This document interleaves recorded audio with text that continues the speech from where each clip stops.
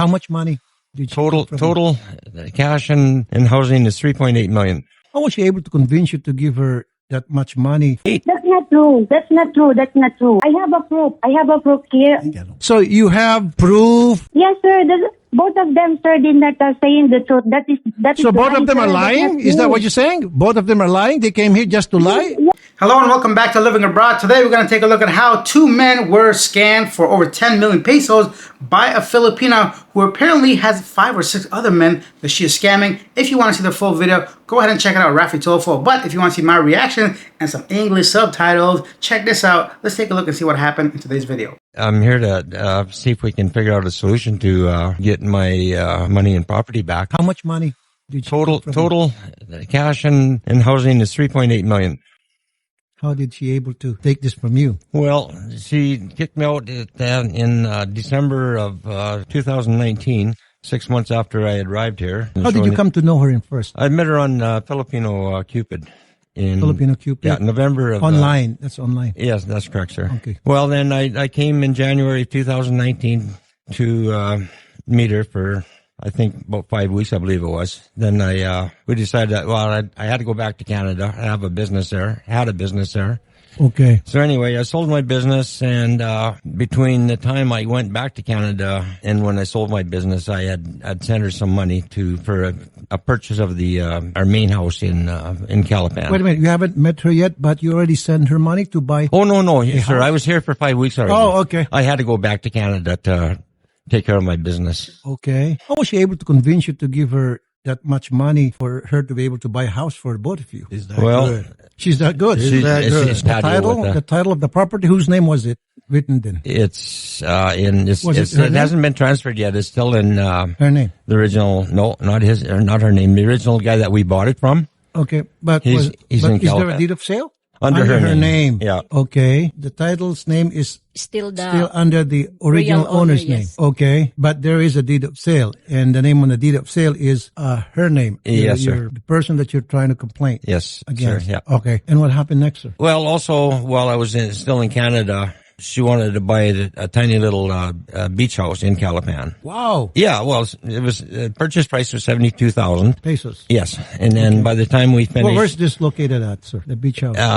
in Calapan. Calapan, yeah. Mindoro. Okay. Yes, sir. Yeah. So anyway, after I had actually finally made it back into the Philippines, we finished off the construction, Okay. and with furniture, the full price was 230,000 pesos, I believe it was. Okay. So including furnitures and Yes. other Yes, things. and there's no title to that. It's what's it called? Like government property. Rights. Rights. Rights Rights only. only. Yes. Political rights. Yeah. And also we had purchased a property in Porto Galera. Porto Yeah. Galera. So House- another property again. Yes, sir. That Yeah. would be the third property. Yes, sir. Yeah. And what kind of property is this, sir? In It Porto was just Galera? a single detached family house. Family house. Yeah, it was an older one, but we... So you have a house in lot, and where's that house in lot located at again? And then there's a beach house, and then there's another family house. So 3 properties altogether. Yeah, that's correct, sir. Yeah. Okay. All right, let me stop there. I think we have to address the elephant in the room. What is wrong with you, bro? Why are you buying properties for other people? Like, I don't understand that. You're not even married. Are you married? I don't think I caught somebody being married. Even if you're married, you cannot own the land, so why even risk it? Marriages, fail, right? Even in Canada or the Philippines. You can get divorced, people can change. Stop buying stuff. People, here's my tip for you. Do not buy anything in the Philippines you cannot literally physically carry with you on the same night or on a flight or something like that. Or if you're going to do this, consider it gone. Don't come on Rafi Tofo crying. You got to start owning up these mistakes. From now on, honestly, I used to think, oh, how can somebody scam somebody? But if you're going to be this dumb to start buying, what are you, like a real estate agent? You trying to flip it? Bro, no offense, bro, you look older. So how many years you got left before you start flipping? And so obviously it's not for flipping reasons where you want to see this like a long-term investment. If you want to go ahead and maybe secure her family and her future, maybe you have some kids, okay, why not just write that in the will and just transfer all your money to them when you're dead, basically, right? So stop doing this. I don't understand. It's getting me frustrated. People, you're making yourself look stupid. You make the rest of us foreigners look like targets. And also, this is basically why Filipinos continue doing this. 1 or 2 random, or let's say 100 or 1,000 women in the Philippines continue doing this because men allow it and they keep sending money to these women. Stop it. And the full amount of these 3 properties is 3.8 million. About or 3 maybe million. more than. About 3 million. And I also, lent her 800,000 to start a lending business or a business. Wow. So total is 3.8. 3.8 total. So how were you able to find out that she was just scamming you? Well, like I said, it was I was only with her 191 days in total. When the second time when I came back, a little over 6 months. Wait, let's stop there again. So far, where's the scam?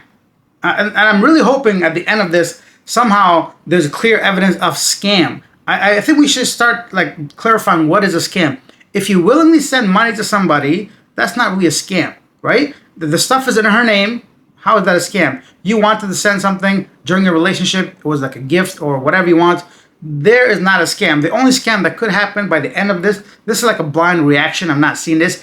If it's like estafa, if she said we're going to buy a house, the money wasn't actually put towards a house, she put it in her pocket or went gambling or something like that. So I'm really hoping she did scam you, or else you're the fool. 6 months. From June 17th, I believe it was, to December 27th of June 19th. So you were together for only 6 months. Yes, sir. And I would assume that something already happened to you for that in the span of 6 months, of course. Yeah, I guess things weren't all that rosy, I guess you might Not say. rosy, okay. How were you able to find out, sir, that she was just trying to dupe you or scam you? It's a lot to think about. What can I say? Like I believed in her. I did. I honestly loved her and I believed in her, and now it turns out like I believe she's already sold one property, and this main house that you showed there, I believe it's still occupied. It's still occupied. I believe so. And the other tiny little beach house is, the last time I seen it, because like I said, it was right on the beach. Were you able to talk to her already about all these? I tried to message her and say, what are we going to do, right? What are we going to do with our property? I'd like So to she all of a sudden disappeared? No, I disappeared. She kicked me out of the house. Yes. Oh, she kicked you out of the house? Yes. Told me to leave. Why did she do that? I guess she can't handle pressure. I'm not sure why, but. No reason at all? She just said, I don't want you out of this house. She was angry with me, and like that's not the first time that happened, but this time I left and I didn't go back. So there was a fight that happened? Yes. And I know darn well. And what was the reason that you guys fought? Pardon me? There was a fight that happens before all these things went on. Yeah, just basically, I suppose about money and her attitude and whatever. Okay. Because she does have a bad temper, and she had a bad temper. Oh, she has a bad temper. And I know, like me being a foreigner, if I did something wrong in the Philippines, like I'm going to jail. Like it's. Wait, so you know that if you do something wrong, you're going to jail, but yet you still risk that kind of money on some random woman that you met for a few weeks, 5 weeks? Come on, man. I got no sympathy for you. So far, I'm on the woman's side. Mr. Lopez, what's your story? Mine is she owes me $6.5 million for a beach house that we. 6.5. It's a lot bigger than his. Well, it's 4 bedroom, 2 salas, and then we got 1,300 square meters of Ayun yung bahay. Okay. And then there's kubu houses. Wow. Okay. How was she able to convince you to buy those 2 properties? She's good because at first when I wanted to come here, when I was going to come here, I wanted to rent. Okay. I wanted to rent to see if I liked it here. And she kept on saying, no, you're wasting your money. You need to invest. Invest in a house, your retirement, make your money work for you. And I'm like, no, I want to rent because I know how much rent is here compared to it is in the USA. And what I'm renting here right now, okay, there's no way in heck I could afford in the USA. What does she do for a living in the first place, sir? She told me she had a business. Like what kind of business? That's what she told me. She knows how to make money. Oh my God, men, please. This is so hard to listen to. So, first of all, if she's able to, what does this girl look like? If she's able to convince 2 grown-ass men to invest that kind of money. And obviously, she cannot be that good looking because you as a man should know something's not right if somebody extremely attractive starts, look at you, buddy. I mean, no offense, you guys. I mean, come on. So it's not like she is that hot and attractive, and yet you went ahead, I got a business. All right, here's my money. Let's go buy a house. Come on, man. Come on, bro. Fucking idiots. She was able to convince you to give her money so she will be able to buy those 2 properties worth $6.5 million? $6.5 million. And then there was a car also involved. Plus a car. Yeah, because she said she only had a motorbike. It was a Toyota Wigo. Okay. She said because we'll need a car when you're here so that you can get around. So while she was dealing or talking to you, she was at the same time also talking to him. Yeah, from what I understood with him, he left her. This is what she told me. He left her and she tried to get him back, and she drove after him in her car to try to get him to come back to her, et cetera, et cetera, et cetera. And then she was saying in all this time that she still had all his stuff. He had to come and get it. She had his laptop, and there was all kinds of crap going on. She was going to throw a vowsy on him, cyber libel. And with the vowsy, she said, she had proof in his computer. That's 10.3 million altogether. Ana, Hello po, Sir Rafi Tulfo. can you speak in English? Because these two gentlemen cannot understand Tagalog. Who would like to talk to first? Blaine or Keith? Sir, si Blaine na lang po. Blaine. Okay. Okay, go ahead. Talk to Blaine. Blaine, you know what you're doing to me? That's why I filed the case now, right? Sir, I just want to ask him, what do you want? Because I have a good conversation in the court. Then I give all my my good faith, and I will tell to the court what happened and what you're doing to me. So now, the big house, what you're talking about is not true. You can go back to the area in Pachoca. That is a squatter area. Decision is your decision, not me. Okay? You want to buy that small property because you want to live on the side of the sea, right? That is a government property. So that's why I decided to buy that one because you pushed me to buy that property. Okay? I did not force you to buy Oh, anything. wait a minute. Are you talking to Blaine now or are you talking to Keith? Talking to Blaine, because Blaine has a beach property too. She's talking about the smaller beach. Oh, okay. Blaine is the Canadian gentleman and Keith is the American guy. Yes, yes. I'm just talking to Blaine there. Blaine. Sir, I just want to talk with you before I talk to both of them. Yeah, go ahead. Talk to me, but say it in English, please. Yes, sir. Yes, sir. I'm just asking to Blaine how much the money she told me that there. How much? How much money for what? How much money did you tell me that she owes you? Well, in total for the three properties and the 800,000 in cash, it comes up to Sir, 3.8. That's not true. That's not true. That's not true. Really, and also really? In Ket Lopez, that's not true. I have a proof here. So you have proof that Blaine is not telling the truth? And what proof is that you have? Yes, sir. Both of them, sir, did not saying the truth. That is. So both of them sir. are lying? Is that what you're saying? Both of them are lying? They came here just to lie? Yes, sir. Yes, sir. I have a proof, sir. And also, Okay, sir, well, what kind of proof do you have, Mom? I have a conversation here, sir. Okay, so apparently she brought receipts, she says, but I highly doubt two people are coming on live TV, well, I don't know if it's live, but Rafi Tulfo, a senator of the Philippines, and lying about exact numbers, and it should be very easy to prove like how did you pay for the houses, right? Let's not go ahead and argue about the details. The point is, she took 4 properties from both of you guys, so, I mean, I wouldn't be surprised given how stupid these two men seem to be. Blaine, do you have proof that you really, in fact, send her money, that amount, which totals to 3.8 million? Well, yes, I do, sir. And also Like under the bank transfer? bank transactions. Bank transactions? Yes. And you do have that? Yeah, I have a whole bunch of people here, sir. Anna. Sir Rafi, ganito po. No, speaking English. English, please. English. I'm talking to Blaine. Ket Lopez now. Now to Mr. Lopez. Okay, go ahead. How much they asking money, sir? How much? $6.5 million, and I have proof for that. I even got a document that you signed. No, because, yes. sometimes you remember you stay in the Philippines, you send money under my name. Then after that, I give you the money, and that is our expenses for every day. You didn't give me no money. And also you want to buy a lot of alcohol using that money. You send under my name. You're something else, man. No. Yes, I drank with your dad, and I drank with your nephew, and I drank with you. Alcoholic yan. Sobrang. No, are you saying now that the 6.5 million pesos all went to the drinking of Mr. Keith? No, Andrew sir. Lopez? No, sir. It went No, all sir. I never said to all that money. the alcohol expenses while he was here sir, with you? I'm telling you, sir, that amount is not true.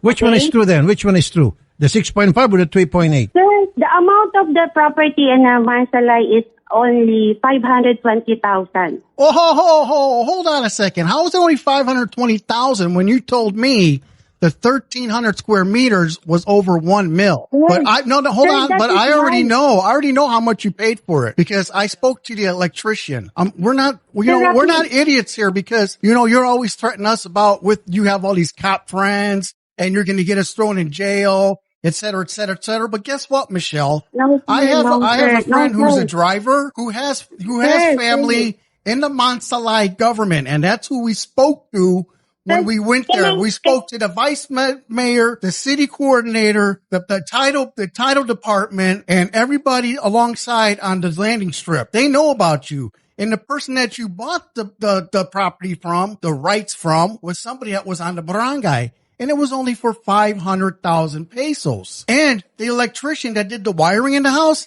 he never got freaking paid.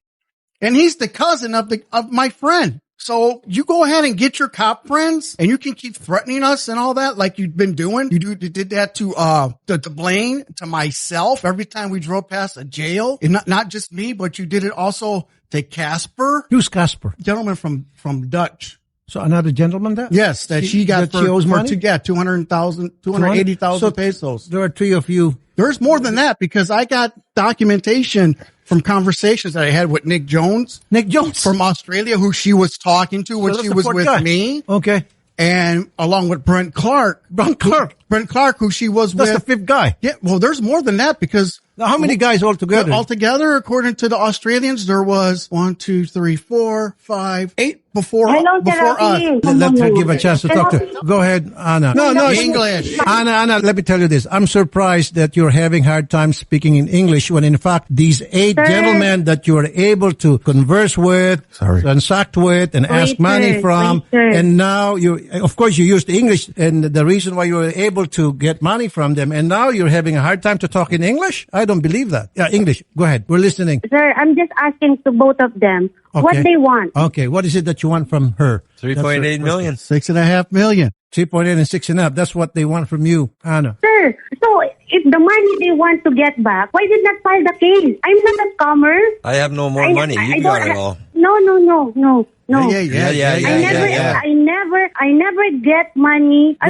just want to talk with you, but you don't listening. That's the problem. You know what would be another I don't have real time. good thing, Anna? I can't hear properly.